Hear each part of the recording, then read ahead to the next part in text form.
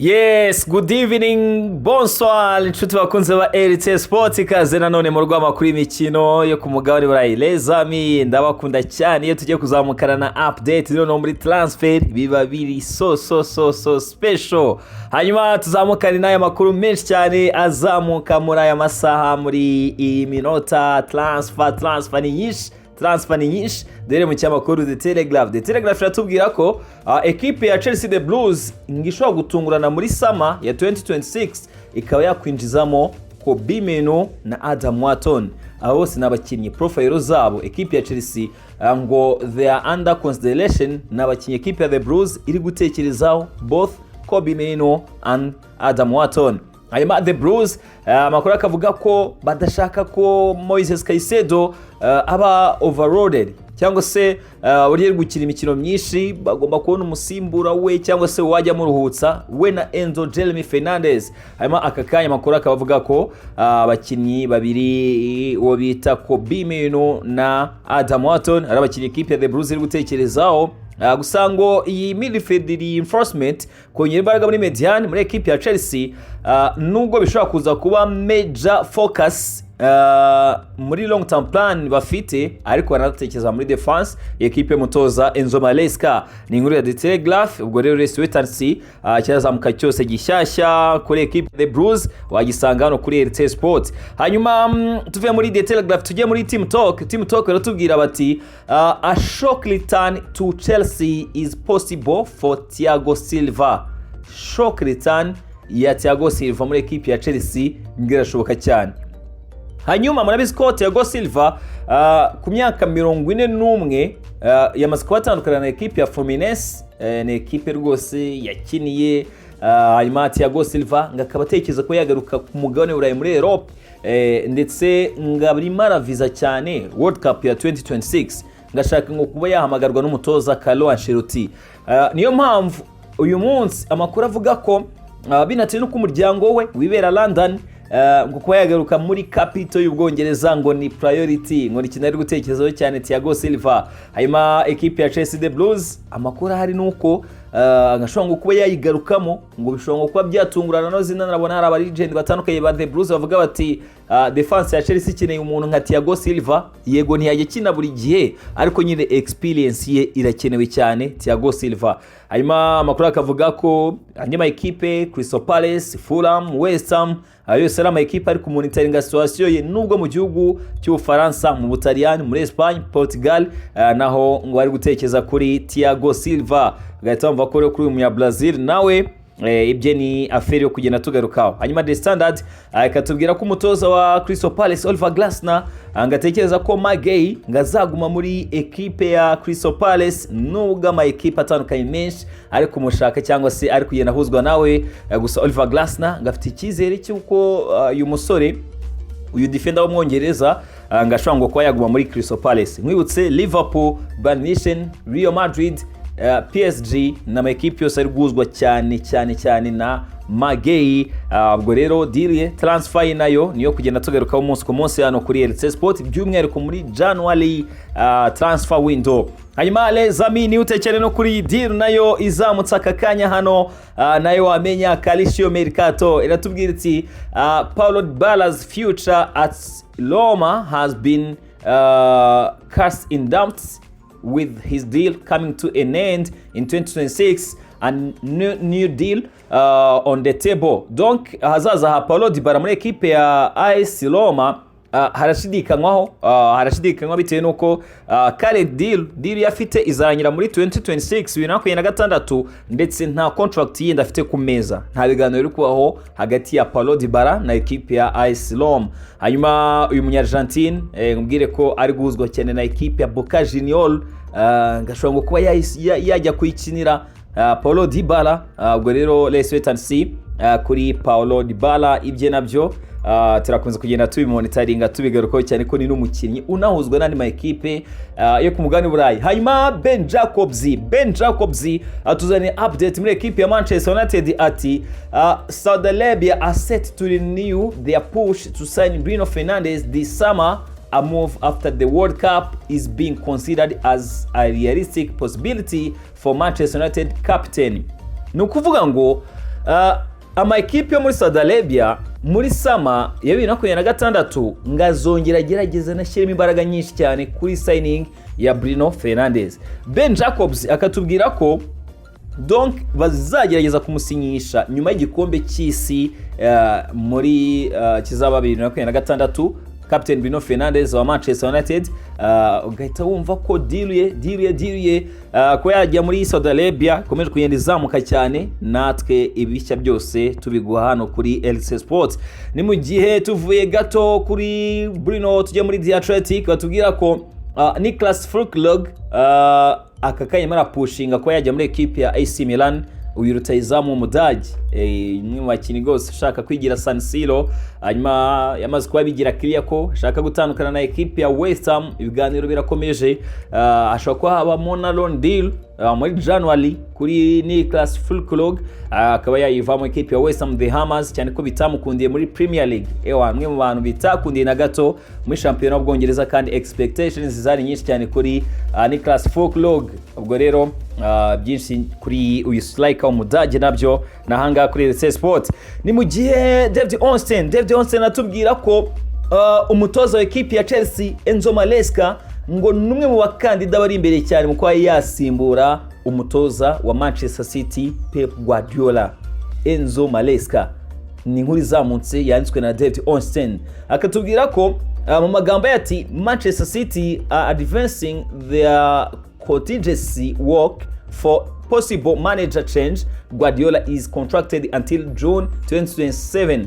Donc binatewe nuko Pep Guardiola natangaje ko nyuma ya Man City zigira mu karuhuko ibintu byo gutoza akaba bivuyemo ukuntu equipe ya Man City ngiye yatangiye ngo kubirebera hafi ibijyanye nuko yazamusimbuza Pep Guardiola. Hanyuma umutoza wa Chelsea Enzo Maresca numwe mu bakandida, numwe mu batekerezwa kuba yaza gusimbura Pep Guardiola, gusa siwe wenyine, ntabwo ari wenyine, cyane ko undi uri kugarukaho cyane ni Vincent Kompany, umutoza wa equipe ya Bayern Munich, nawe utekerezwa ko yazaza gusimbura Pep Guardiola.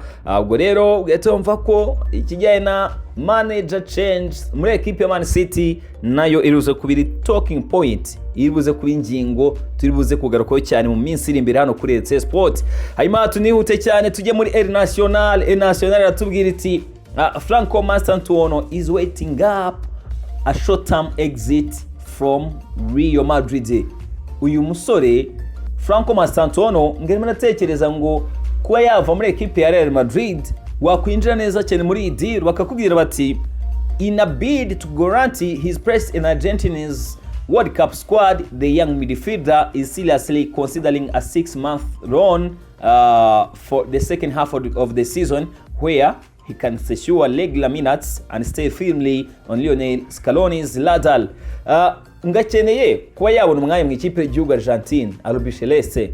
Uyu musore Franco Mastantuono ngo kuyanga azakina igikombe cy'isi, ngaratekereza ngo kuba yavaho gato muri equipe ya Real Madrid akajyana gakina second half of the season, ngo ni second leg, ntayivemo on permanent deal kugira ngo wenga vize World Cup Franco Mastantuono. Hanyuma El Nacional kakubwira iti the proposal is being viewed as a strategic decision rather than a lack of faith in his long-term future at Real Madrid. Ntago afite impungenge cyangwa se ntabwo ashaka kuva muri equipe ya Real Madrid on permanent deal, donc ngo ni move yabiri strategic, afite ikintu ashaka ko yageraho, none akaba yavuye gato muri equipe ya Real Madrid. Impamvu nyine ari kurebera hafi ibingibi niba bishobora kuba byakunda. Ubwo rero byose nano kuri LC Sport tukiri muri National ku yindi page bakatubwira bati ubwo ni gato kuri equipe ya FC Barcelona, bati Barcelona's hopes of landing Marcus Rashford on permanent deal could be disrupted by Atletico Madrid. Diego Simeone's side are expected to make an inquiry for the Manchester United loan adding fresh competition to the race. Donc equipe ya Barca kuba yasinyisha Marcus Rashford deal ikagira permanent ngo bishongo kuza gukomwa mu nkokora na equipe ya Atletico de Madrid, cyane ko iyi ntizanyo ya Manchester United muri equipe ya Barcelona Atletico nayo ishaka ngo kuba yajya muri iyi nkundura ku buryo yamusinyisha nationality. Rashford's preference has always been to stay at Barca on a permanent basis. Donc kumahitamo y'umukinnyi Rashford we arifuza kuguma muri equipe ya FC Barcelona, gusa nyine bidakwiye ko negotiation zibayeho mani gahuza na Atletico shaka kubona nyine ajya on the other side Marcus Brian Rashford. Ubwo rero gatamva ko idiro nayo izamutse akakanya, ibyayo urakomeza kugenda bikurikira hano kuri LC Sport. Hanyuma ibindi bizamuka byose kabikurikira ukamenya uko bimeze. Ni kinyamakuru Sky Italia na Fabrizio Romano yabigarutseho atubwira ati David Ancelotti is preparing for a future in Europe. Umuhungu wa Carlo Ancelotti, David Ancelotti, ngarimo arategura ngahazaza he iburayi nyine nko kujya kumutoza. Hanyuma akatubwira ati after his departure from Botafogo, Carlo Ancelotti's son is already drawing attention from several European clubs with a view to 2026. Nyuma gutandukana na Botafogo, uyu muhungu wa Carlo Ancelotti ngari kurebera hafi amakipe y'Uburayi nayo amurebera hafi. Hanyuma Romano akakubwira ati he will however continue to work hard with his father to prepare for the 2026 World Cup with Brazil while anticipating the next steps in his coaching career. Aribuze gukomeza gukorana na papa we bategura igikombe cy'isi cya 2026, ariko mu mutwe we cyangwa se icya visa nicyo atekereza cyane ari kuba nawe yajya gutoza by'umwihariko ku mugabane Burayi David Ancelotti. Hanyuma ibindi bizamuka ni menshi, amakuru bari menshi yose ukayakurikira ukamenya what is going on hano kuri LC Sport. ESPN iratubwira iti Barcelona are exploring multiple options to strengthen the left side of their defense with Aston Villa's 28-year-old Spain international Pau Torres and Borussia Dortmund's 26-year-old German centre-back Nico Schlotterbeck both on their short list. Equipe ya Barcelona ishaka kongera imbaraga kuri left side yayo. Iri gutekereza kwa bakinnyi babiri, umudage Nico Schlotterbeck wa equipe ya Borussia Dortmund y'imyaka 26 ndetse n'umunya Espagne y'imyaka 28 Pau Torres wa equipe ya Aston Villa. Ni inkuru ya ESPN. Ubwo rero iyi nayo ni affaire suivre hano kuri LC Sport. Ni inkuru turi bugende tugarukaho turebe uko bizagenda kuri La Blaugrana FC Barcelona y'umutoza Hans Flick. Hanyuma les amis ni byinshi babizamuka byose kabikurikira hano kuri LC Sport.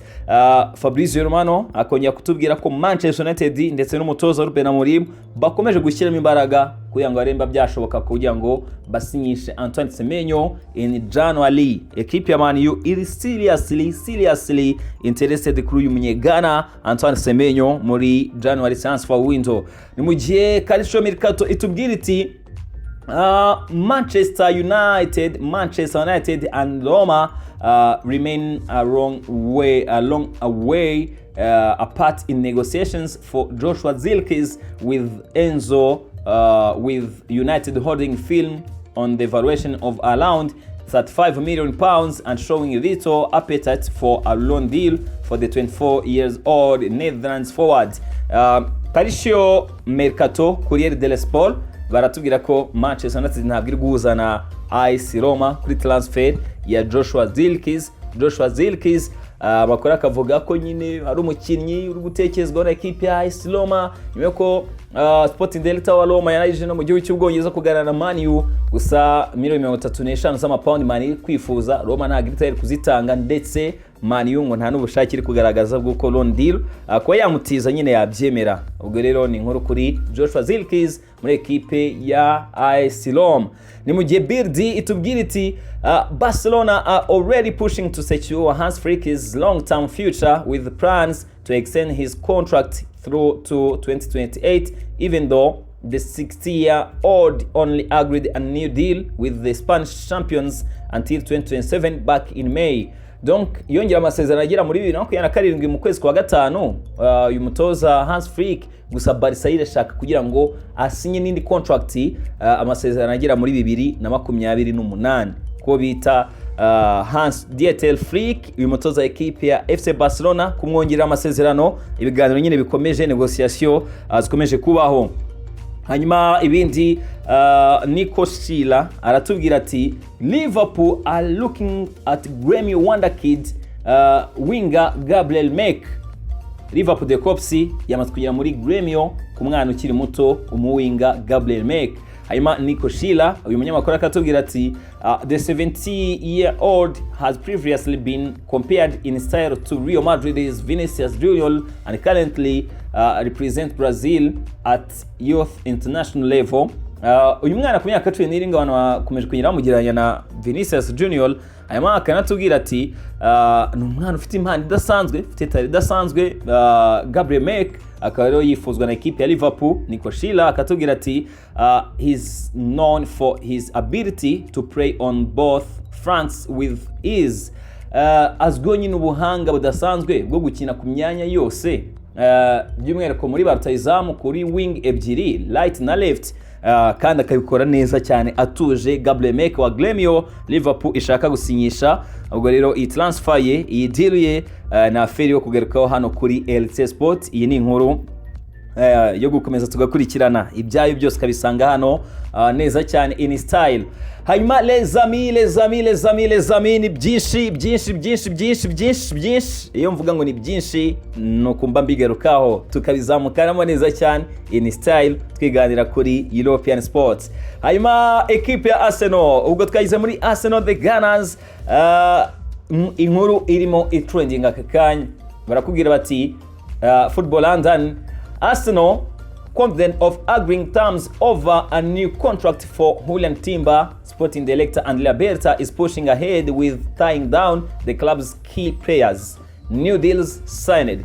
Donc abaheruka kongera amasezerano barimo Gabriel Magalhaes, William Saliba, Ethan Nwaneri, Miles Lewis-Skelly, David Raya. Nubango akakanya new deal ziri gupendinga Andrea Berta ari gukora nkuko Football London bitubwira ni Bukayo Saka na Julian Timber. Nabo bagomba kongera amasezerano mu ikipe ya Arsenal, ariko mu kwezi kwa mbere iri no gutekereza kuba yakora recruitment nshyashya ekipe mutoza Mikel Arteta. Ngo ntabwo ituje na gato muri January, ni ekipe ngo turibuze kubona igira signings ikora ekipe ya Arsenal. Hanyuma tujye muri Manchester United, Manchester Evening News ikatubwira iti Manchester United may be forced into a full midfield overhaul next season, though they are not prepared to fast track that process with January signings. Manchester United ngo muri summer ngo dushobora ngo kuzayibona mediane yayihinduka yose ihinduka. Bakatubwira bati Nottingham Forest's Elliot Anderson, Brighton's Carlos Baleba and Crystal Palace's Adam Wharton are all being monitored as high caliber options, but United are expected to require multiple reinforcements. There is also uncertainty surrounding the long-term futures of Kobe Mino and Manuel Ugarte. Imako nyine Manuel Ugarte na Kobe Mino bijyanye n'ahazaza habo ari gushidikanywa muri equipe ya Man U. Niyo mpamvu ngo dushobora ngo kuzabona ikora recruitment maze abakinyi benshi cyane bakina hagati mu kibuga, uretse na Ugarte na Mino. Bruno Fernandes nawe ibyatangiye kuzamuka mwabonye ni byinshi. Ubwo rero mediane y'amaringisho ngo kuzahinduka cyane, ni ikintu cyo kwitega, ni ikintu cyo expectinga gishobora kuzabaho muri iyi equipe ya The Red Devils, muri equipe ya Manchester natukura Manchester United. Hanyuma les amis, Fabrizio Romano akatuzanira update nayo izamuka kakanya muri minota, akatubwira ati Dusan Vlahovic can leave Juventus on a free this summer. Dusan Vlahovic ashobora kuzatandukana na Juventus Dotture ari free agent muri summer ya 2026, with AC Milan interested but no agreement is in place so far. Ekipe AC Milan ekipe imwifuza iri interested ariko nta agreement irabaho nkuko Romana bitubwira. Akatubwira ati Bayern Munich made contact in October before going quiet, while Barcelona have also inquired about the striker, though no talks have advanced at this stage. Nubwo Barcelona yo nyine yabashije kuyena signing ye ndetse yana contactinze equipe ya Juventus hamwe na Bayern nayo yabikoze muri October, nta biganiro ntago biragera kure, nyine biracyari muri early stages. ntabwo biragera kuri ya level ushobora kuvuga uti ni ibintu bishoboka cyane. Hanyuma Ben Jacobs akanatuzanira breaking news akatubwira ati Manchester United are showing strong interest in Juventus forward Kenan Yildiz with any potential deal expected to cost in the region of 90 to 100 million euros. Umunyamakuru Ben Jacobs ati Manchester United iri highly and strongly interested kuri Kenan Yildiz wa ekipe ya Juventus Dotire, kandi deal ya costing hagati ya miliyoni 90 na miliyoni 100 z'amayero kuri uyu munyaturikiya. Mwibutse ko si United yonyine na ekipe ya Arsenal nayo irguzwa cyane na Kenan Yildiz, uyu musore w'umuhanga cyane ukiri muto, umwe mu bakinnyi beza, super talent, generational talent. Kenan Yildiz wa ekipe ya Juventus Dotire, the one to watch, nawe uzagaruka cyane muri summer transfer window. Hanyuma mu kanya gato nibwo yatangazaga amagambo akomeye cyane Roy Keane agaruka kuri Kobe Menu, ariko anagaruka no ku muvandimwe wa Kobe Menu we nyine yakoresheje ijambo rikomeye cyane amwita ngo ni idiot, ngo bitewe n'amagambo yaje yambaye ku mupira, ati message yashatse gutanga si ibintu byiza na gato. Ewan Roy Keane yakubisabangura rwose nta guca ku ruhande, arimo arabwira umuvandimwe wa Kobe Menu ko ibintu yakoze bitari bikwiye na gato. Ben Jacobs ubwo mbere ko ninjira kuri Roy Keane legend wa Man U ibyo yakomeje kugenda asesengura nagarukaho, Ben Jacobs arakubwira ati my understanding is Kobe Menu was speaking through his brother, he knew about the t-shirt and he endorsed the message. Donc ubutumwa Kobe Menu ngo yabunyujije ku muvandimwe we, cyane ko situation ngo yarayizi, ndetse umuvandimwe we nubwo wenda ari we waje muri stade yambaye umupira wanditseho ngo umuvandimwe wanjye akeneye freedom, free Kobe Menu, nubwo avuga gutyo nyine ngo n'ubutumwa Kobe Menu yamubwiye ati wabuntangiye, ngo Kobe Menu iyo message yarayizi. Hanyuma ayinyuza ku umuvandimwe we aza kubivuga muri stade. Ahangaha ari naho hazamukira amagambo akomeye cyane ya Roy Keane we yabisesenguye mu buryo bwe, anabivuga mu buryo bwe agaruka kuri Kobe Menu avuga ati yatangiye agaruka kuri match ya Grimsby Town uburyo yakinnye Kobe Menu. Roy Keane ati Menu only started against Grimsby and how did that go? Sometimes it's the only chance you get, so you have to size it. Ati Kobe Menu umukino wonyine yabanje mu kibuga n'umukino wa Grimsby Town, ati rimwe na rimwe amahirwe nk'ayo ngayo uba ugomba kuyabyaza umusaruro, hari birangira nyine ariyo chance ubonye yo kuba wabanza mu kibuga gusa. Were they all lavish that night? In that case you make sure to be good because it's easy to be good in a bad team. Ati ubwo yari muri we are the overlap. Roy Keane avuga ati nubwo ekipe yose yaba ari mbi wogerageza kuba mwiza kugira ngo ubyaze umusaruro uwo mwanya n'amahirwe wahawe. Ati ariko nawe ntabwo yabashe kubikora.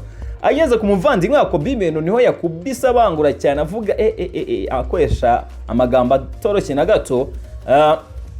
Ati we should not even dwell on this kind of thing. Sometimes you are just surrounded by idiots, especially in the family.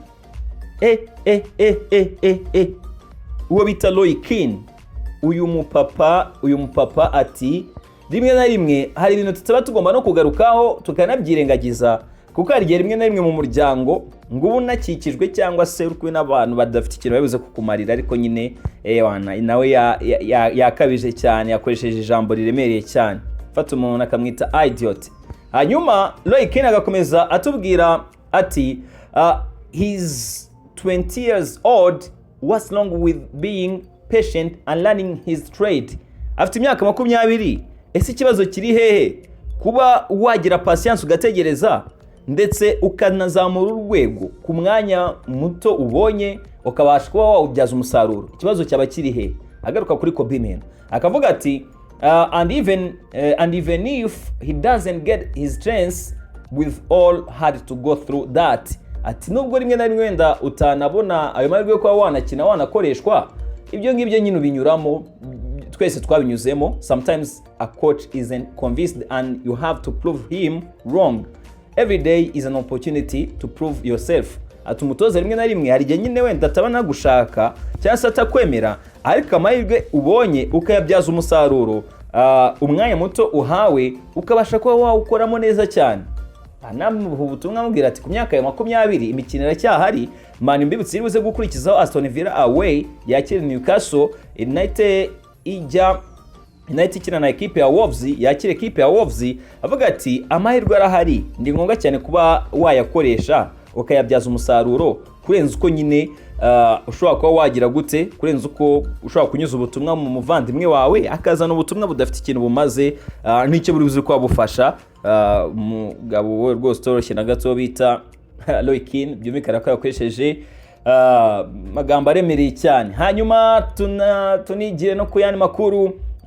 Uwo bita Mason Greenwood, ni inkuru ya Give Me Sport, atubwira bati Marseille can own an extra 5% of Mason Greenwood's sporting rights if they qualify for the Champions League next season, taking their shares to 65% and leaving Manchester United with 35% after owning an additional 10% last season.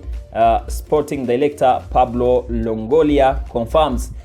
Niba baramukabonye qualification ya Champions League nyine percentage bafite kurenganzira bwa sporting rights ya Mason Greenwood bivuze ko bizamuka. Manchester United bi dropping ho gato, ubwo nyine biri muri agreement baba baragiranye. Murabisika ya ma equipe yari Burayi ewana mu kintu cyitwa negotiation kuri contract, mu kintu cyitwa negotiation kuri deals baba bakorana ewana bageze kuri abangaba bo ibintu byabo babibara neza cyane. Hanyuma les amis ibindi ni Ben Jacobs utubwira nyine kuri Bruno Fernandes kuri interview ye yakoze, twayikomoje ariko nyine tugaruka ku bantu bose, twagarutse kuri Romano Fabrizio, tunakotinge na Ben Jacobs nawe ugira icyo atubwira. Ben Jacobs aratubwira ati it contradicts a previous interview from Bruno Fernandes in which he said that Amorim wanted him to stay and the whole club were on the same page. Ati interview ye iza inyomoza cyangwa se idahuza niyo yari yakoze yabanje, aho yavuze ko haba umutoza na ekipe bose bashakaga ngahagume. Muribuka interview twagarutse ya Bruno aho yatubwiye ko club ubuyobozi bwo bwashakaga kumugurisha ngo ubone amafaranga, umutoza ndetse n'impamvu z'umuryango zigatuma we atava muri ekipe ya Manchester United. Hanyuma Ben Jacobs akatubwira ati Manchester United sources counter and say that Bruno remains part of their long-term planning, so I think there is a bit of posturing or grandstanding from both sides here. Bruno Fernandes could leave Manchester United in the summer. Has never been intent on going anywhere mid-season. Ati nubwo yagenda muri summer ntago ari umuntu wigeze agaragaza ko ashobora kuba yagenda hagati muri season mid-season. Hanyuma akatubwira ati it's a World Cup year, umwaka w'igikombe cy'isi, umwaka urimo igikombe cy'isi. Uwo bita Ben Jacobs ibyo atubwira akatubwira ati there is a 65 million euros release clause which Manchester United may see as a good value if someone triggers it. Yamagana na United stand uwo bita Ben Jacobs ati harimo release clause ya 65 z'amayero kuri Bruno. Mu gihe cyose Manchester United yabihawe amafaranga nk'ayo ngayo ishobora kuba yakonsidera kuyafata, cyane ko nyine itaba ibihombeyemo equipe ya The Red Devils. Gusa akatubwira ko ari ibintu bitazaba muri mid-season, hagati muri season akari ibintu wakwe expectinga ko shobora kuba byabaho muri summer kuri move away ya Bruno Fernandes ava muri equipe ya Manchester United. Les amis, nkuko naimo bikubwira evening ibiba bizamukana byinshi cyane no muri transfer, turimo turasatira January transfer window, deals zose mu equipe yose tugenda twinjiramo ukamenya what is going on, ukamenya uko imeze kuri club yawe ukunda each and every update, transfer news, sports analysis, team talk, and of course breaking news.